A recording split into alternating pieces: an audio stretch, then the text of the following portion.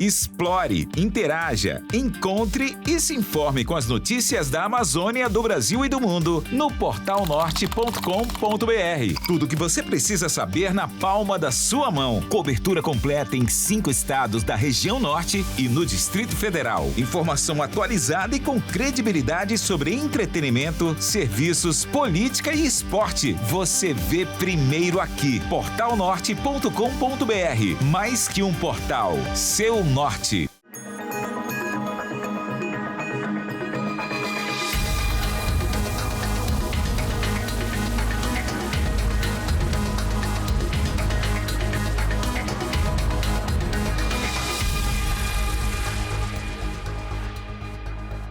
Olá para você que acompanha a programação do Grupo Norte de Comunicação. Que felicidade estar aqui com você, falando diretamente para 5 estados da região norte, para mais de 11 milhões de pessoas que estão assistindo a gente nessa estreia maravilhosa, que é o Ponto Norte, gravado diretamente de Brasília, Distrito Federal, coração do Brasil, de onde saem as decisões mais importantes que impactam o nosso presente e o nosso futuro. E para essa estreia, claro, né, que a gente tinha que receber esse nome. A gente está aqui com o ministro de Desenvolvimento, Assistência Social e Combate à Fome, Wellington Dias, que vai falar desse tema tão importante e pertinente nos dias de hoje, o combate à fome. Ministro, seja muito bem-vindo aqui ao Ponto Norte. Olha, um prazer e parabéns ao Ponto Norte. Para mim é um privilégio muito grande estar aqui nesse momento de estreia e tenho certeza aqui que com as bênçãos de Deus aí, ó, vida longa ao Ponto Norte, com muito sucesso. Amém. O primeiro de muitos ainda aqui de 2025, né? Ministro, vamos lá então falar um pouco dele. Quem é o ministro Wellington Dias, que tanto você vê na TV, falando de decisões importantes, falando principalmente do Bolsa Família, né? Imagino que você deve estar se perguntando aí, quem é ele? Bom, tem aqui um perfil. Wellington Dias, ministro de Desenvolvimento e Combate à Fome, é filho de caminhoneiro e de professora. Nasceu em Oeiras, Piauí, foi criado em Paz Landim, é isso mesmo? Esse é o Falei municípiozinho certo? pequeno do Piauí. No Vale do Fidalgo. Olha só, é casado, tem 4 filhos, sendo 2 meninas e 2 meninos? Correto. Correto? Ele formado em Letras pela Universidade Federal do Piauí, cursou Políticas Públicas e Governo pela Universidade Federal do Rio de Janeiro e várias especializações no exterior. Bancário, escritor, trabalhou no Banco do Nordeste do Brasil, Banco do Estado do Piauí, Caixa Econômica Federal, do qual é funcionário aposentado de carreira. Trabalhou ainda na Radiodifusora de Teresina. Olha Você trabalhou em rádio? Trabalhei em O rádio. que você fazia lá? A gente brincava lá, era cuspidor de microfone, porque na época eu não tinha o curso. Aliás, o Piauí não tinha o curso, nem de comunicação, nem de jornalismo. E aí a gente ia no Ministério do Trabalho, Delegacia do Trabalho, fazia um teste e aí ele dava um certificado. Então você foi locutor lá na rádio de Teresina? Foi, fizemos um programa, era um programa interessante. Era eu, Domingos Bezerra e Olete, em que as pessoas tinham o costume de pedir música, né, naquele programa musical. E ali pedia poesia. E a gente fazia um fundo musical e fazia ali, recitava poesias. Foi premiado, foi um programa interessante na Radiodifusora. Bom, banqueiro eu queria ser, mas só consegui ser bancário. Olha, eu passei no concurso para fazer um trabalho, uma experiência primeira com o Banco do Nordeste, depois também de concurso com a Caixa, o Banco do Estado do Piauí, e depois concurso na Caixa Econômica Federal. Desde meus 15, 16 anos, ainda estagiário, como você viu, já nessa linha bancária. Também atuei na área do empreendedorismo, enfim, é uma alegria muito grande toda essa experiência que eu vivi. Eu imagino que a sua mãe, como professora, pegava muito no seu pé, né?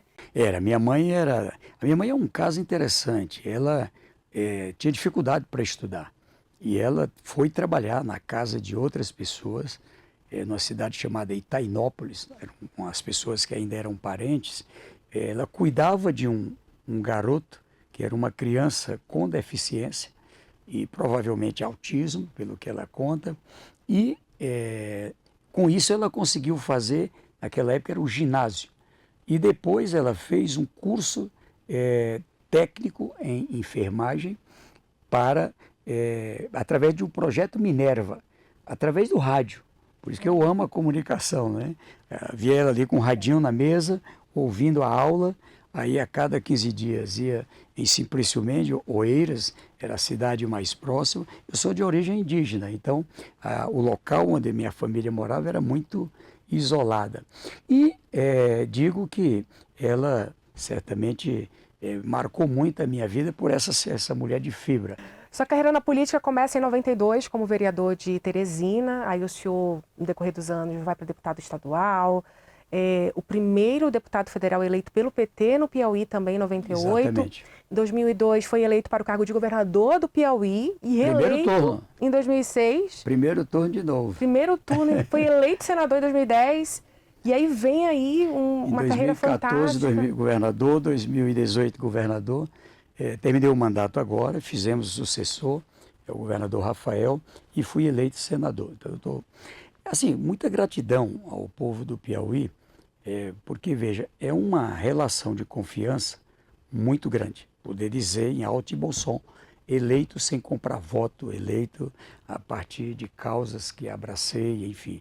E, assim, acredito muito na política como ideal. Ou seja, hoje eu, às vezes, reclamo de vários colegas que são líderes, porque o líder tem que ter causas. Não é? O presidente Lula, eu sou um admirador, pode fazer-se a crítica que quiser, mas é um líder que abraça a causa do combate à fome, a causa da erradicação da pobreza. Hoje, aliás, é um líder do mundo que acaba de colocar na pauta do mundo a Aliança Global contra a Fome e a Pobreza.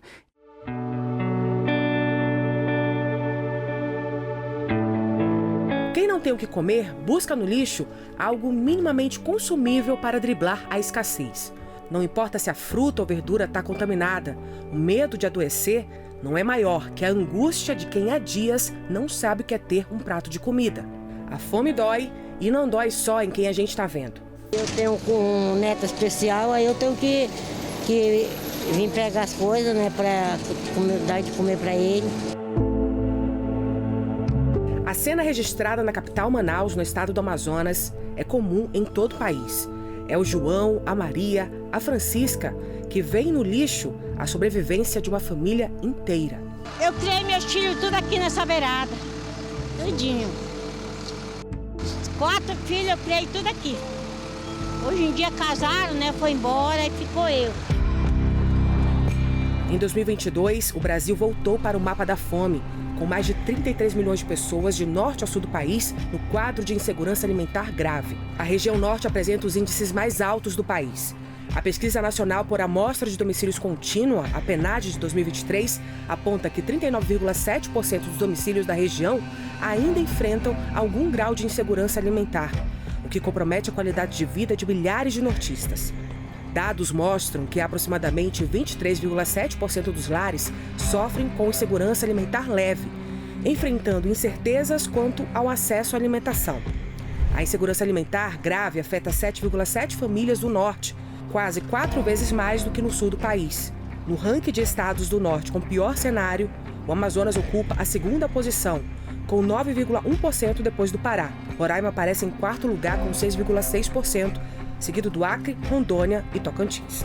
Na abertura da cúpula do G20 no estado do Rio de Janeiro no ano passado, evento que trouxe para o Brasil representantes das maiores economias do mundo, o combate à fome foi tema central do encontro. Durante o pronunciamento, o presidente Lula reforçou o compromisso da Aliança Global lançada em 81 países contra a fome e garantiu que o país sairá novamente desse cenário até o fim do mandato dele. Em discurso, Lula disse que a fome e a pobreza não são consequências de escassez de recursos, mas sim de decisões políticas que refletem na exclusão social. Em um ano e 11 meses, o retorno desses programas já retirou mais de 24 milhões e meio de pessoas da extrema pobreza. Até 2026, novamente, sairemos do mapa da fome. E com a aliança, faremos muito mais. E você, acredita que o Brasil tem capacidade de superar essa crise? Está no ar o Ponto Norte, o seu ponto de encontro com a política que importa. Hoje, com o ministro de Combate à Fome, Wellington Dias. Como é que está o cenário hoje, depois de 2 anos? O que foi feito para a gente começar a pegar o caminho de volta para sair, né, da saída realmente desse mapa? Olha, Samira, a gente tem um desafio porque, primeiro, em 2003, quando o presidente Lula foi eleito a primeira vez, foi o mesmo ano que eu fui eleito governador no Piauí. O estado mais pobre do Brasil era o Piauí. Era o estado símbolo da fome. Né? Pessoas iam para São Paulo, vinham para Brasília, para Minas Gerais, para outros estados, Rio de Janeiro. Não é porque queriam, não era atrás apenas de uma oportunidade, era para fugir da fome, era para não morrer de fome.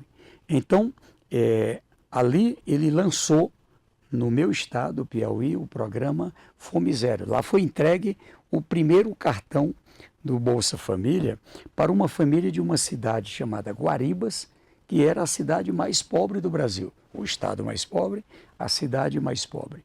Ali, junto com o ministro Graziano, com outros ministros, ele levou toda a sua equipe e ali fizemos uma pactuação. E veja, ele entregou esse cartão do Fome Zero para um garoto chamado Natanael. Era filho de uma família que ali representava Guaribas, e esse garoto, para você ver, não era só transferir dinheiro, era também uma integração com a saúde, uma integração com a educação. Esse garoto pôde estudar, ele pôde chegar numa universidade, fez direito através do FIES, em Campinas, São Paulo. Ali já conheceu uma colega de direito, já se casou. Hoje são 2 advogados formados com diploma e também com a OAB, né? Eles conseguiram o registro na OAB. E vejam, abraça causas sociais. Eu cito esse exemplo do Natanael para dizer que foram milhões, cerca de 16 milhões de brasileiros que ultrapassaram a barreira da miséria que leva à fome, da pobreza, indo para a classe média, né, que era importante para o Brasil. Então, quando esse trabalho aconteceu, com várias políticas, né, desenvolvimento da educação, desenvolvimento social, infraestrutura, o que aconteceu? O Brasil chega, em 2014, fora do mapa da fome. Fora do mapa da fome. Ou seja, a ONU deu um certificado de que aqui o nível de pobreza tinha caído, de miséria, e a fome chegou a um patamar que a gente já não sabia mais o que era falta de alimento, o que era problema de saúde. Pois bem, eu te digo, porque eu tenho uma relação de proximidade com o presidente e acompanhei todos esses momentos dele quando saiu do mandato, e quando ele volta, era difícil dele acreditar que aquilo tudo tinha se desmanchado. O Brasil voltava em 2021 ao mapa da fome, já começou a crescer. De um lado, caiu a classe média, cresceu a pobreza, cresceu a miséria e cresceu a fome, já a partir de 2018, ali quando teve o golpe com a presidenta Dilma. O que aconteceu é que ele me convidou e colocou, olha, eu preciso da gente tirar o Brasil do mapa da fome. Então, a gente, no primeiro ano, que foi 2023, nós alcançamos 24,4 milhões de brasileiros que não tinham o direito de tomar café, almoçar e jantar todo dia. E ali a gente chega, cadastra uma renda, garante ali cozinha solidária, alimentação escolar, um conjunto de programas. E agora, em 2024, a gente novamente foi mais 4 milhões e meio que a gente alcançou, e a gente quer chegar neste ano de 2025, o ano em que o Brasil, pela segunda vez, sob o comando do presidente Lula, vai sair do mapa da fome, se Deus quiser. Então, e com redução da miséria a um patamar até mais baixo que aquele lá atrás, tinha caído a miséria para 5,2%, agora eu acho que a gente vai chegar em 2025 abaixo de 4%. Já chegamos a 4,4%. A pobreza, que estava em 30,7%, a gente já chegou no nível mais baixo da história do Brasil, que foi 27,4%. Então, veja, e a classe média, a classe C, B, A, a classe média para cima, ela já é mais da metade da população, dos domicílios. Então, eu digo que isso é algo extraordinário, porque é em apenas 3 anos que a gente está alcançando esses resultados. Outra coisa, ministro, é sobre o Bolsa Família, né, que é um dos instrumentos de combate à fome, que tem ajudado muitas famílias. A gente tem, por exemplo, no Brasil, muitas famílias que dependem do benefício, principalmente na região norte. Só tem esses números aí para o senhor atualizar para a gente? Temos, é um número muito grande, muito significativo. Você tem uma noção, a gente atende aproximadamente 4 milhões de pessoas em toda essa região. A gente vai colocar esse ano cerca de 3 bilhões de reais através dessas pessoas, chegando o dinheiro ali na conta. Tem mais o benefício da prestação continuada, o BPC, que a gente paga para as pessoas com mais de 65 anos e que não têm uma previdência, ou pessoas que têm uma deficiência, não é, moderada, grave, como agora foi chancelada pelo Congresso, e que também essas pessoas não têm condições de trabalhar, não têm uma autonomia para suas necessidades básicas, precisa de alguém para comer, precisa de alguém para levar no banheiro, enfim. Então, aí se paga um salário e também essa região é contemplada. O seguro-defeso é a região mais contemplada, porque aqui tem mais pescadores e pescadoras. Tivemos essa seca que atingiu quase toda a Amazônia, e ali, novamente, o Ministério do Desenvolvimento Social, junto com o Ministério da Pesca, o Ministério também da Integração Nacional, com o ministro Valdez, que é da região, o ministro Jader Filho, que também é dessa região, pelo Pará, Valdez lá do Amapá, e ali trabalhamos juntos, vários ministérios da saúde, e o Ministério do Desenvolvimento Social, ali trabalhamos para liberar uma antecipação do Bolsa Família. Depois foi liberado pelo presidente Lula o auxílio emergencial no modelo do seguro-defesa com um salário, o apoio aos pequenos agricultores, ali o ministro Paulo Teixeira e o próprio MDS com o fomento rural. O Bolsa Família entra 2025 com muitas regras, né, de acesso de forma diferente, né, foram mudadas justamente para garantir que chegue realmente em quem precisa. Uma dessas regras envolve tecnologia. Então, eu queria que o senhor falasse dessas novas regras para esse ano de 2025 e o desafio também de conscientizar, sensibilizar esse usuário a não usar esse dinheiro com jogos de azar, por exemplo. Corretamente. É um grande desafio que vocês estão vivendo, né? Olha, é claro que hoje no Brasil tem um desafio, que são as fake news. Eu nem gosto dessa palavra, não. Eu gosto da mentira mesmo. É mentira, né? Mentira que é coisa de Satanás, tá certo? Enfim, gente que sai por aí espalhando mentiras. Primeiro, aquilo que são as regras básicas, todas preservadas. Quem tem o direito não muda em nada, vai continuar tendo o mesmo direito. Tanto o Bolsa Família como o BPC.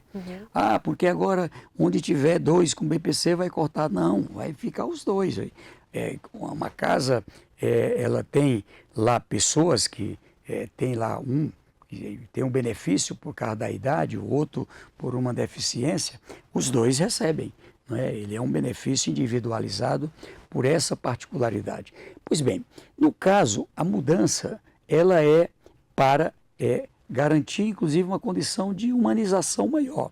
Veja, a carteira de identidade nacional, eu já tirei a minha. Quem não tirou ainda, procurar tirar. Ela é uma carteira moderna, é uma carteira digital. Sim, já vi. Tá certo? Então, você, com a carteira digital, você tem a biometria, você tem a leitura facial e olha a facilidade que já tem para aposentados, pensionistas. A gente já começou com os 18 milhões que tem identidade já digital, a gente traz para a nossa base de dados. Alguém precisa, por exemplo, fazer uma prova de vida. A cada ano, a pessoa tem que ir lá no CRAS para poder fazer uma prova de vida. Olha, eu estou vivo. E quando a gente pensa na Amazônia, eu vi, por exemplo, lá um cacique da região de Tucuruí, ele colocando, olha, a minha mãe, com a idade avançada, tive que botar num barco, 8 dias de viagem, para poder chegar num lugar que tinha caixa econômica para poder fazer a prova de vida ou para renovar o cadastro, que é a cada 2 anos. Então, aqui, pelo celular, a gente lhe dá uma senha, e você faz a sua senha e garante com isso a sua prova de vida de casa. Né? Porque a biometria, a leitura facial, permite essa segurança.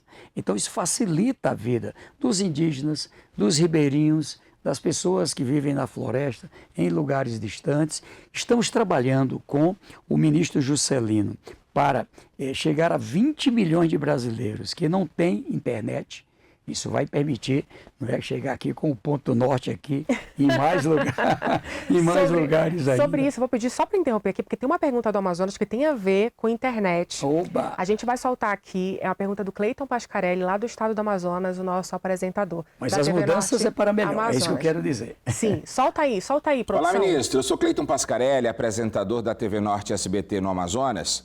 E a minha pergunta é, com a exigência de biometria agora na atualização do cadastro do Bolsa Família, como diminuir as chances de famílias que realmente precisam ficarem de fora do programa? Eu digo isso porque aqui no Amazonas existe uma dificuldade que é enorme de logística.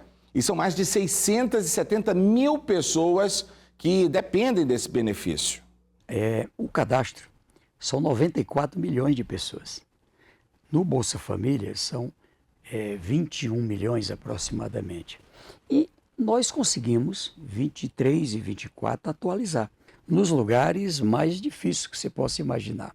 Então, de aeronave, a equipe se desloca lá para aquela comunidade isolada, de embarcação ou vai de moto, ou seja, e a gente faz uma coisa importante que é o treinamento, a gente faz a seleção de pessoas que são da própria comunidade, e ela passa a ter esse papel na atualização do cadastro, na prova de vida, na novidade da coleta, da biometria, ou seja, não haverá nenhuma pessoa prejudicada por conta de uma atualização do cadastro. Falta de internet ou por conta de alguma situação? Não haverá. A gente hoje tem mecanismo, assim como na televisão, você faz uma gravação e depois coloca no ar, também nós temos esse mecanismo de poder fazer todo o trabalho e depois alimentar o nosso sistema. Hoje você já tem equipamentos modernos que permitem, sobre isso, como o IBGE, faz o censo, vai lá, pega todos os dados e onde chega num ponto de internet faz a transmissão. Mas, repito, nós vamos chegar com conectividade, com internet, onde ainda não chegamos. Essa é uma meta do presidente. É um investimento de 4,5 bilhões e a prioridade são exatamente essas regiões que têm grande vulnerabilidade social. A gente sabe que a Amazônia, por exemplo, existe esse desafio logístico, com relação a deslocamento, a acesso à saúde, a acesso à alimentação de qualidade, à água potável, enfim, há uma série de situações. Mas quais são os outros desafios do governo federal nessa implementação de políticas de segurança alimentar, de combate à fome, nessas regiões isoladas que a gente está falando do norte e do nordeste do Brasil, né? Olha, nós temos uma situação que primeiro, é uma região que tem uma dificuldade na logística de transporte muito grande. Então, quando a gente quer garantir segurança alimentar para os Yanomamis e para outras comunidades indígenas, ali tem lugar que é só de avião. Então, não é barato, sai uma cesta por um custo muito mais elevado. Por isso mesmo, o que é que estamos fazendo? O estímulo para a comunidade ter equipamento, ter treinamento, ter assistência técnica. E hoje a coisa boa é que tem profissionais que são indígenas, que já dominam a língua daquela comunidade para produzir banana, produzir o milho, produzir a mandioca, produzir frango, ali também para ter equipamentos melhores para a pesca. Nós já liberamos vários equipamentos para várias comunidades. Resultado, várias comunidades já não precisam mais de cesta de alimento. E até nós é que estamos comprando alimento deles para, dentro da cultura deles, atender a outras comunidades ali que ainda estão começando esse trabalho. Criamos, a partir das experiências com os indígenas, modelos como o da floresta produtiva, com os nativos da Amazônia. ali já no Amapá, no Amazonas, no Pará, no Acre, nós já temos, agora eu estive em Rondônia recentemente, Tocantins, também em cada um desses estados, e ali é uma floresta produtiva. Uma floresta produtiva. Garantir que aquela área que foi degradada, por exemplo, a gente possa recuperar com o plantio, claro, onde é adequado, do açaí, do cacau, do guaraná, né? Ou seja, são plantas que são daquela região, a banana, enfim. E aquela floresta ninguém quer derrubar. Não. Né? A castanheira, né? A castanha da Amazônia, ninguém quer derrubar essa castanha. Então, é uma floresta que já nasce com muita certeza de ser preservada e gera renda. Ali, aquilo tudo é feito com o apoio governamental e depois se transforma em renda. Tive com a Fundão, a Sudão, o senador, foi meu colega senador Paulo Rocha, com os governadores da região. Nós tivemos lá com os governadores de toda a região do Amazonas, do Pará, foram meus colegas governadores, boa parte deles, e uma boa relação para a gente garantir uma condição, não é, de integrar. Tem ótimos programas nos estados, em municípios, mas e se a gente potencializar com os programas federais? Por quê? A ideia é que o Bolsa Família ele não seja só uma transferência de renda. Ele é uma transferência de renda para dar energia, condição às pessoas. Eu falo energia porque quem está com fome é que nem um carro sem combustível, não sai do lugar. Então, quando você alimenta, a pessoa quer trabalhar, quer estudar, e é isso que dá o resultado. Mas, ministro, como fazer então que essas pessoas entendam, né, que não joga o dinheiro delas fora com esses joguinhos de azar? Como é que tem sido o trabalho do Ministério com relação a isso, né, em conjunto com os outros ministérios? É desafiador. O Brasil tinha uma regra de ilegalidade dos jogos. Lembrar que foi ainda no governo anterior que se teve a aprovação dos jogos. O Congresso aprovou e ali, quando o presidente Lula assumiu, estava assim, terra de ninguém. Sim. Então foi daí que nasceu essa coisa, um monte de empresa criada sem muita regra, enfim. E isso levou a que 52% dos brasileiros jogassem, fizessem apostas. Nesse público mais vulnerável, em torno de 15%. Quando a gente olha o do Bolsa Família, usando o cartão, 3,4%. Então, ali o povo, quer dizer que 96,6% está comprando comida, está comprando o que precisa. Então, a gente precisa ter um cuidado. E aqui o que a gente pediu? Uma investigação, porque temos uma suspeita de que muita gente está fazendo lavagem de dinheiro usando o CPF do povo do nosso cadastro. Então, Polícia Federal, Tribunal de Contas, Banco Central, todo mundo entrou em campo nessa investigação e ela vai pegar criminosos, infelizmente, que fizeram isso. Por outro lado, a gente também separa o joio do trigo.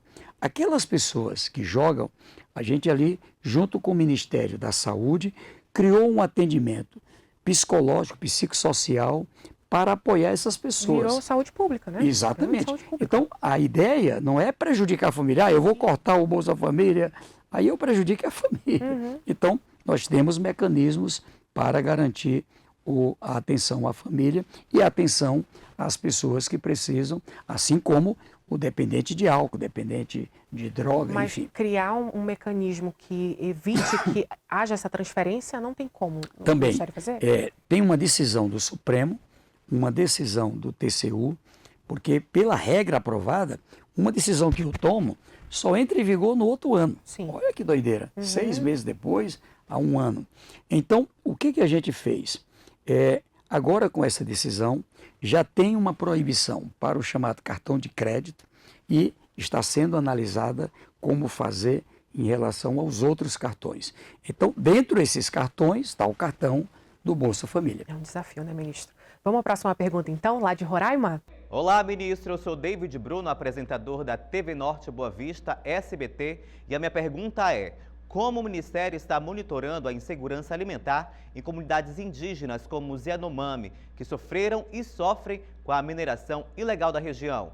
Dados da agência Sumaúma denunciou a morte de 570 crianças por causas evitáveis na terra indígena Yanomami entre 2019 e 2022. Nos Yanomamis, a gente trabalhou, primeiro, a qualificação de pessoas das próprias comunidades, são várias comunidades dentro de Roraima, também lá no Amazonas, e garantir que com isso a gente não deixe ninguém fora do cadastramento. Segundo, com a Caixa Econômica, a garantia de um ponto de proximidade para que pudesse ou retirar o dinheiro e ali, numa parceria com o setor privado, aqueles barcos que vão com verdadeiros supermercados, né, chegando mais próximo de onde essas pessoas vivem. Problema que a gente ainda tem, principalmente em Roraima. Ali tem um fluxo de imigrantes, tá certo? Né? Que é muito forte.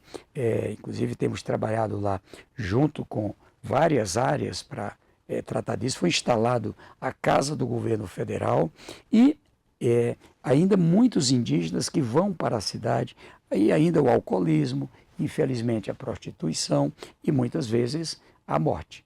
Então, aqui estamos trabalhando e 25 a gente quer avançar muito na proteção dessas pessoas, no sentido de evitar essa situação. E garantir, assim, ninguém que tem o direito fora. Garantir direito a quem tem o direito.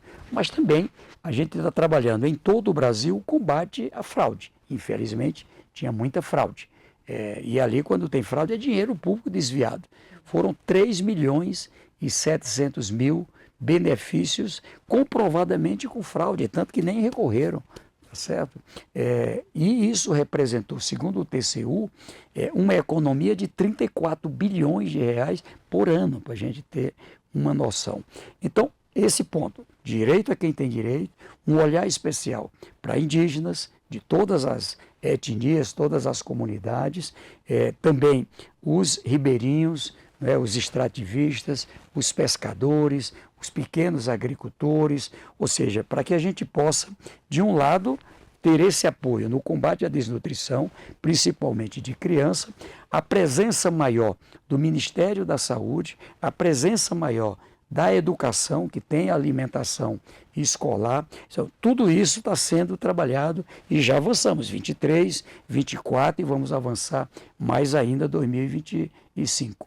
Ministro, como é que o setor privado coopera nesse trabalho de combate à fome? Vocês têm conseguido parcerias nesse sentido? É fácil? Como é que funciona? Olha, é um trabalho interessante. São muitas as empresas que têm já um trabalho social. Quando a empresa tem o fornecimento de alimento aos seus trabalhadores, isso já é uma boa contribuição. E outros, em geral, aí é um programa federal, que é o PAT, o Programa de Alimentação para os Trabalhadores com o Ministério do Trabalho. Agora, também a gente trabalha o apoio a cozinhas solidárias. Porque quando a gente faz a transferência de renda, às vezes tem famílias que são grandes. E ali, quando olha o per capita, ali ainda precisa de um complemento alimentar. Então a gente faz o apoio à cozinha solidária. O Ministério repassa o dinheiro para a compra de equipamentos e para a compra de alimentos. Mas tem outras despesas, energia, despesa de pessoal, enfim. E aqui o setor privado, o município, o Estado participam. Nós temos, para você ter uma noção, aproximadamente 2.200.000 pessoas que se alimentam todos os dias nesses restaurantes. E muitos deles têm café da manhã, almoço, a janta, ou seja, isso é muito importante para a gente tirar o Brasil do mapa da fome. Bancos de alimentos, as CEASAs, o setor privado ali tem um conjunto de produtos que antes do vencimento eles fazem doação. Fazem doação e ali, por exemplo, batata, tem uns equipamentos que faz o processamento para que aquela batata seja desidratada e ela é utilizada depois para sopa, junto com carne, junto com frango, frutas. Né? Você tem várias frutas que a gente transforma em polpa de fruta e ela passa a ter um alongamento na vida dela e ali é doado para as APAES, para as entidades vinculadas à igreja, as entidades sociais. Eu tenho me aproximado muito das igrejas, católicos, evangélicos, espíritas, que fazem um sem trabalho qualquer muito... discriminação. E a gente quer trabalhar, porque chegam onde o Estado não chega. Né? Os membros da igreja chegam ali em lugares que a gente não chega. Isso é muito importante. Vamos para a próxima pergunta, então, ministro. A gente tem aqui pergunta da Norte FM, Manaus, Brasília e Boa Vista. A gente vai soltar agora a pergunta muito boa, inclusive. Olá, ministro. Eu sou a Flávia Rocha, produtora da Rádio Norte FM, em operação em Brasília, Manaus e Boa Vista. E eu gostaria de saber quais são as principais ações do Ministério para fortalecer a autonomia de famílias em situação de vulnerabilidade e assim conseguir reduzir a dependência de políticas assistenciais a longo prazo. Olha, essa pergunta de Manaus eu quero lhe agradecer porque ela é realmente o grande desafio. A grande mudança agora, nesse terceiro mandato do presidente Lula, é que o Ministério do Desenvolvimento Social passou a ter duas novas áreas. Uma área chamada Política de Cuidados, foi aprovado no Congresso no ano de 2024, o presidente já sancionou e agora em 2025 nós vamos implementar. O que é isso? São pessoas que precisam de cuidados, crianças abandonadas, pessoas com deficiência abandonados, idosos abandonados, população em situação de rua e muitas vezes, principalmente as mulheres, têm que se dedicar a vida inteira a cuidar de outras pessoas. E a gente agora está preocupado também, além das pessoas que precisam de cuidado, das cuidadoras e dos cuidadores. Então, quando a gente faz uma integração com uma creche 24 horas, durante o dia, um centro de convivência, onde aquela pessoa pode ficar ali e com atenção de profissionais de variadas áreas, alimentação, medicamento, enfim. E a pessoa da família vai trabalhar, vai estudar. Né? Então, isso é uma verdadeira carta de liberdade para muitas pessoas. Então, estamos trabalhando vários ministérios, Ministério das Mulheres, Ministério do Desenvolvimento Social, Ministério da Saúde, da Educação. A gente quer também atender em casa essas pessoas, né, com profissionais, para que possam também ter aí uma qualidade maior. E dar qualificação para empregadas domésticas, para cuidadores de várias áreas. Eu destaco, então, que a grande mudança é a Secretaria Nacional da Inclusão Socioeconômica. É o doutor Luiz Carlos. Ele foi do Banco do Nordeste. O Banco do Nordeste tem uma experiência extraordinária na área do pequeno crédito para o pequeno, crédito amigo, o agroamigo, e a gente foi assim que criou o Acredita. Qual é a lógica? O Ministério não fica só pedindo os outros, tá? A gente passou a ter instrumentos em que fazemos qualificação e ao fazer qualificação bem feita, feita com os empregadores, com as empresas da construção civil, do turismo, da agricultura, com as entidades do sistema das confederações, ou seja, e tem dado resultado. Eu digo aqui que já temos resultados a mostrar. 2023, quando a gente começou, tinha um medo de assinar carteira, tinha um medo de regularizar o negócio. Por quê? Porque senão perdia o benefício. A gente acabou com isso em março do ano passado.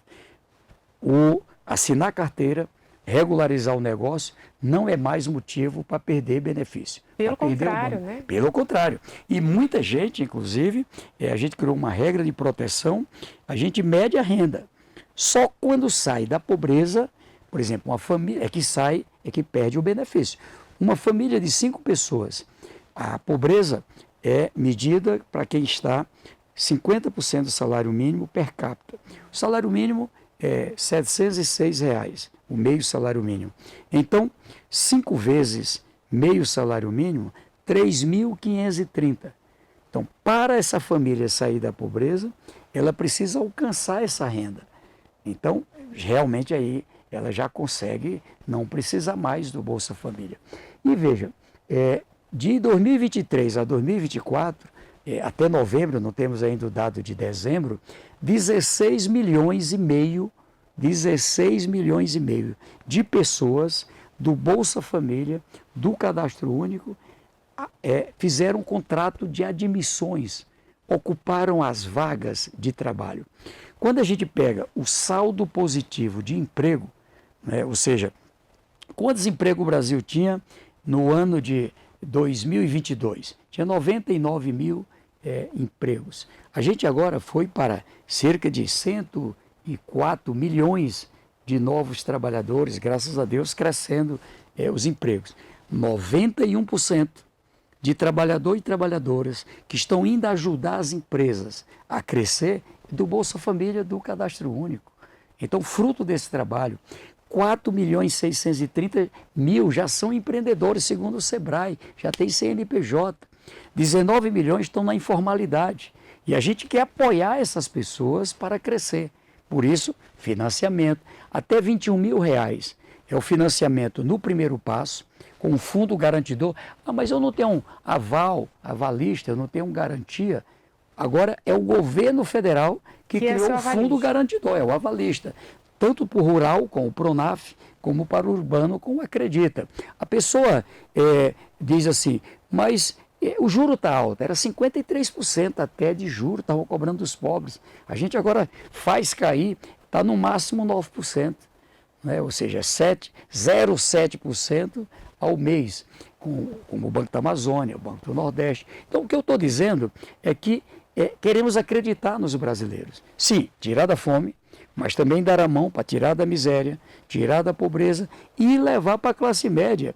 Então, cerca de 5 milhões de pessoas já saíram da miséria e da pobreza. Vamos correr aqui que o tempo está acabando, ministro. Vou falar mais rápido. Eu vou colocar outra pergunta aqui. Lá do Tocantins, que tem muito a ver com o que o senhor falou, mas o senhor pode complementar com alguma outra situação. É lá do Tocantins. Olá, ministro. Eu sou o Guga Mello, apresentador da TV Norte Tocantins SBT. E minha pergunta é, como o Ministério está articulando com governos estaduais e municipais para garantir o cumprimento das políticas de assistência social, considerando as diferenças regionais? No caso do Tocantins, que tem forte potencial para geração de emprego e renda com o capim-dourado, por exemplo. O presidente Lula quer estimular os pequenos exportar produtos do capim-dourado, exportar o mel, exportar pescado, exportar tanta coisa. Ou seja, é um país que nada justifica fome e nem mesmo pobreza. Então eu sou muito otimista. Então a gente olha, a realidade lá de Roraima é diferente. A realidade lá, que é um dos estados que mais cresce, Roraima. A realidade do Pará, lá com o governo do estado também temos vários programas. Estamos agora muito focados ali no arquipélago de Marajó. É uma região que tem grande potencial e ainda muita gente na pobreza. Então, trabalhar para a gente garantir em cada lugar, tanto na parte rural como na parte urbana, alternativas. Esses dias alguém me reclamou, mas o Ministério está financiando um salão de beleza na tribo indígena. Tá bom, vai lá perguntar se o pessoal não quer. Você não quer ficar bonito, bonita? As mulheres indígenas, os homens indígenas também querem cortar o cabelo. Querem tecnologia, querem usar celular. E veja, gerando renda. Sim. Então a gente patrocina variadas formas de alternativa. Aqui, para esse público, é a realidade da população. Por isso que a gente paga ao estruturador de negócios para fazer o diagnóstico, garantir ali a condição do financiamento adequado e dar assistência técnica até sair da pobreza. Olha a novidade. A gente paga pelo projeto, paga pela assistência técnica da implantação e paga pelo acompanhamento para sair da miséria e paga novamente para sair da pobreza e, se tiver o projeto, para alcançar a classe média também. Veja que eu falei, o primeiro passo aqui, 21 mil. O segundo passo já são financiamentos de até 80 mil. O terceiro passo vai até 1.200.000. Então não é brincadeira, é para valer. A gente já financiou o ano passado 130 mil. Lembrar que foi lançado ali, se não me engano, em agosto. Julho ou foi agosto? Então só um semestre. 130 mil empresas com esses pequenos negócios, com pessoas do Bolsa Família, do Cadastro Único, 1 bilhão 600 milhões de reais para esse público.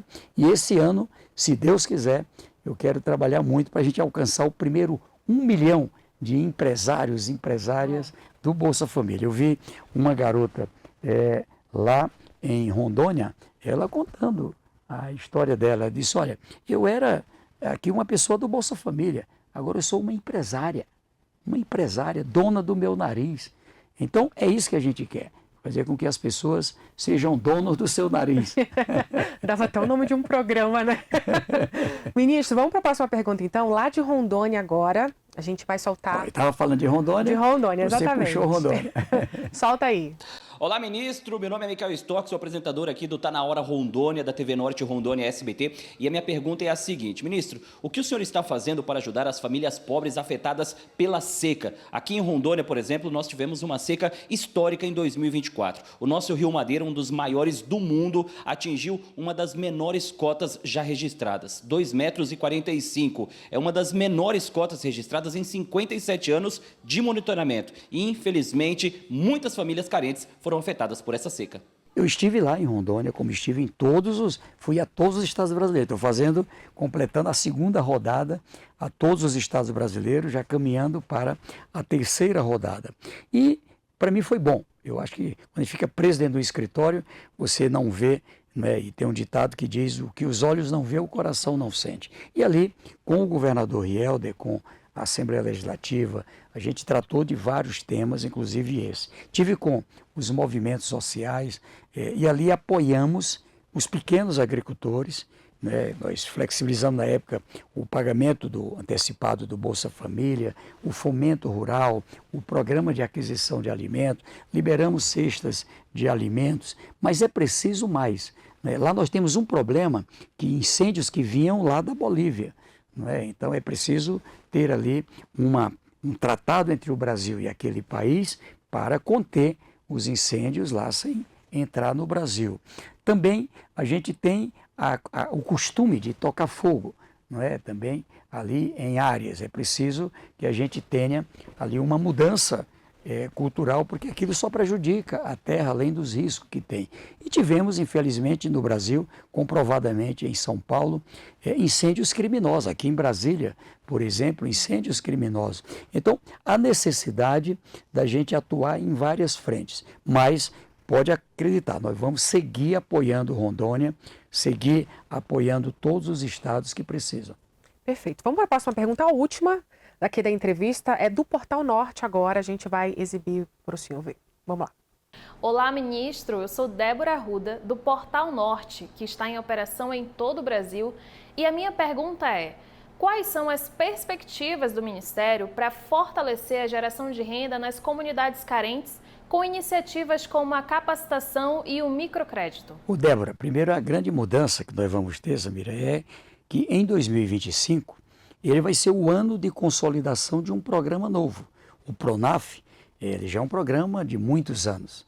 Então ele investe 25 bilhões de reais. A gente agora que foi o primeiro 1 bilhão e 600. Eu vi esses dias outros programas de microcrédito que são importantes. Primeiro, é preciso uma taxa de juros adequada, porque vamos imaginar aqui, quando uma pessoa como essa, eu quero botar um salão de beleza, eu quero botar uma produção de material de madeira, e assim vai. Ela é preparada, mas ainda assim, quando tem um lucro, vamos dizer, de 20%, é um lucro já muito bom. Por isso que a gente cobra uma taxa baixa. Vai de 0 até, no máximo, 9%, é o que a gente praticou com os primeiros parceiros. E este ano vai entrar em campo, o Banco do Brasil, entraram já o Banco da Amazônia, Banco do Nordeste, bancos estaduais, bancos regionais, bancos de fomento, mas agora entra de forma muito potente o Banco do Brasil, a Caixa Econômica, e eu estou animado, temos parceria com o SEBRAE e o SEBRAE dos estados, para a gente ir atrás desses empreendedores que dão um duro danado, mas ainda tem uma renda baixa. E repito, o segredo é qualificação, assistência técnica e assistência técnica no sentido de melhorar de vida. Não é só aquela assistência técnica tradicional. Foi ali, implantou o negócio, saiu. Não. Quanto é que está o faturamento? Como é que está sólido? Como é que estão as entregas? Como é que está o preço lá fora? Tudo está batendo? Está melhor, está pior? Então, com isso, a gente garante uma segurança. É que nem aquela criança que você está ensinando a andar. Cai, levanta, mas você tem que dar a mão ali até estar ali na condição de andar sozinho. Então, esse caminho nós vamos avançar bem, Débora, neste ano de 2025 para frente. Então, ali foi tratado, a gente está trabalhando na perspectiva, como eu digo, de ver se a gente alcança algo em torno de 3 bilhões, 4 bilhões de reais esse ano de financiamento pela parte do Acredita, e vamos também ter uma integração com o Pronaf e também com o Procred, que é um outro programa também muito poderoso, que apoia os pequenos e com taxas adequadas. Agora, bora para a rede social. É o seguinte, a gente preparou um game aqui para saber quem o senhor segue e quem o senhor bloqueia. A gente tem aqui 6 personalidades, o senhor escolhe o número e a gente vai revelar quem é. E aí o senhor me diz se o senhor bloqueia essa pessoa, essa figura, ou se o senhor segue o conteúdo, compartilha, enfim. Pode escolher o número aí. Número 1. Número 1. Vamos soltar? Eita! Jair Bolsonaro. Ex-presidente Jair Bolsonaro. Sabe, pouca gente sabe. Eu fui líder do governo, ali no governo da presidenta Dilma. O então deputado Jair Bolsonaro era deputado federal. Aí depois ele vai eleito presidente. E eu governador. Né? E eu, no Fórum dos Governadores, coordenando aquela parte relacionada à pandemia, né? do Covid-19. E também depois no Consórcio Nordeste. Ele visitou o meu estado, fizemos agendas, ali não era tão simples, né? Pelo jeito dele, pelos conflitos que tinham, mas lembro-me, uma viagem que ele fez a Teresina e outra em Parnaíba, aí ele, Wellington Dias, meu líder, é o único comunista que eu gosto. O fato concreto é que eu aprendi a lidar com a convergência. Quis Deus que eu vivesse várias situações. E lhe digo, não há ninguém com quem eu tenha essa capacidade de rejeitar. Primeiro entrego a Deus, tá certo? E aqui da minha parte, muita tolerância. Quem me conhece sabe que sou bastante afeito a conviver com os diferentes. Aceita ou bloqueia, então? Não faço bloqueio. Segue. Vamos para outro, então? Outro número? Número 5. 5. Solta aí. Eita, esse Hugo Mota, deputado federal. E aí que recebi no Piauí, junto com a bancada federal do Piauí, Câmara, Senado, tanto ele como o senador Davi Alcolumbre, convivemos juntos no mesmo prédio. Eu vou ter os 2 presidentes. O Hugo Mota é um jovem, não é, da Paraíba, dinâmico, tem uma história interessante da sua família. E veja, eu acho que vai ser uma coisa boa.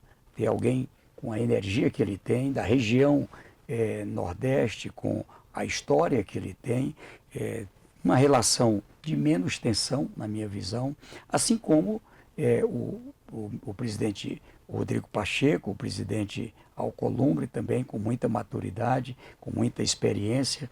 O Arthur Lira, eu não pude ir lá em Alagoas, mas fiquei aqui muito triste com a morte do seu pai, o Bio de Lira, como eu chamo, o Benedito Lira, foi meu colega senador, sempre que fui a Alagoas, fui visitá-lo, e aqui os meus sentimentos também por ele.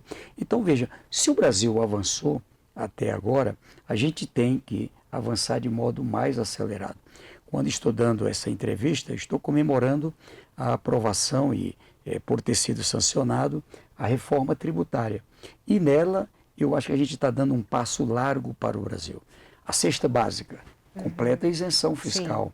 Agora a garantia do cashback, a compra feita com os mais pobres, ali ter uma devolução. Então eu tenho certeza que o Hugo Mota vai prestar aí um grande serviço ao Brasil. Com certeza é um privilégio tê-lo como seguidor não é? E meu seguidor e eu seguidor dele. Então segue também, né? E compartilha o conteúdo. E compartilha o conteúdo. Que maravilha. Então é isso, Vinícius, antes da gente terminar, eu queria lhe presentear aqui. Uau, e eu estava olhando para esse. Artigos amazônicos muito especiais. Isso aqui é um presente do Grupo Norte de Comunicação. Para o senhor não esquecer da gente, Puxa desejando um feliz 2025. Aqui a gente tem Viagra da Amazônia, que inclusive a gente deu para o presidente Lula. Ele gostou muito. Olha, converse com ele, que ele já deve ter experimentado. Esse aqui é o Pega Moço, é uma aliança indígena. O que acontece? Geralmente as mulheres ou os homens indígenas, quando eles se interessam por alguma mulher, eles vão até a aldeia e colocam lá no dedo. Me dê um dedo, seu aí. Isso. Pegue um mais fininho aqui. Mais fininho, Pronto. Aí anda... Opa, deixa eu colocar aqui. Vai. Isso. Pega aí e anda segura. assim. Não sai mais, sai assim pela aldeia. E aí para soltar é assim. Essa é boa. Um elemento Olha aí, muito significativo. Tá ouvindo, dona Regiane? Minha esposa lá. Vou agora pegar no seu dedo agora, hein? Esse aqui é o Murectã, nosso amuleto da sorte, você já conhece, né? Isso eu conheço. Eu ganhei um desses, nas viagens lá. Isso. E os meus netos, a Júlia, o Arthur, a Esté, são 2. Eles sempre pegam para fazer. Exatamente. E o Miguel, aí eles ficam lá brincando. Aí eu digo, daqui a pouco vai aparecer os sapos. E um dia a gente estava fazendo isso em meu sítio, e aí apareceu um sapo. Olha, será que isso é coincidência ou né? É verdade. Eu disse, olha aqui, você agora chamou o sapo, cuida dele.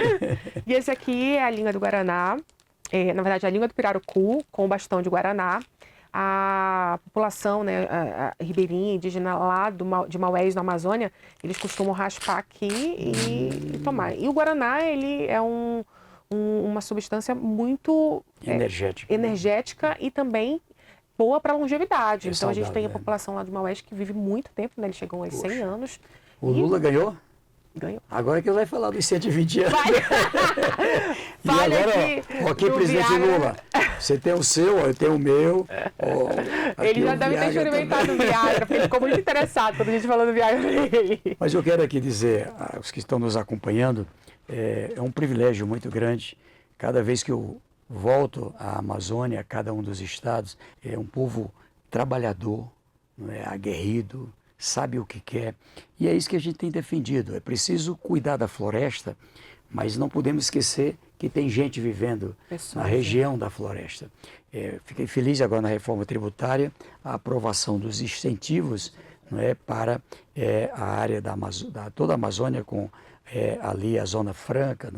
E, com certeza, vão contar sempre comigo, com muito carinho, muita paixão. Todos os estados que estão nos acompanhando, vamos acompanhar, vamos trabalhar juntos. Brasília, aqui com o governador Ibanez, que é quase piauiense, nasceu aqui, mas ele, na verdade, a família é piauiense. E vamos juntos aqui construir o Brasil. Eu sou otimista, eu acho que 2025, como diz o presidente Lula, é o ano das grandes entregas, investimentos que começaram lá atrás, setor público, setor privado, e a gente vai abrir muitas oportunidades pelo emprego, pelo empreendedorismo, e eu espero que chegue também para a Amazônia. Fazer uma bela COP30, uma pactuação do mundo, olhando. Eu quero o mundo que tanto trata da Amazônia, mas discutir lá na Amazônia. Nesse caso vai ser em Belém do Pará. Obrigada, ministro. Obrigado a você. Boa sorte, um ano incrível para todos nós. Agradecido. Tá? E você, muito obrigada pela sua companhia. Continue aí assistindo a gente, estamos em multiplataformas, você pode ver e rever quantas vezes você quiser esse episódio. E na próxima semana tem mais Ponto Norte para você questionar. Até lá. Tchau. Explore, interaja, encontre e se informe com as notícias da Amazônia, do Brasil e do mundo no portalnorte.com.br. Tudo o que você precisa saber na palma da sua mão. Cobertura completa em 5 estados da região norte e no Distrito Federal. Informação atualizada e com credibilidade sobre entretenimento, serviços, política e esporte. Você vê primeiro aqui. portalnorte.com.br. Mais que um portal, seu